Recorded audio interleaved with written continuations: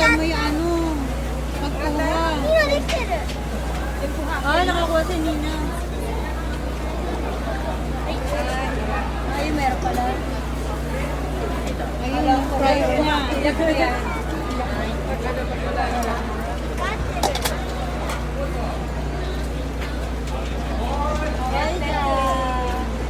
Sa ngayon lang yan, pag-isa tayo, tatapos na yan sa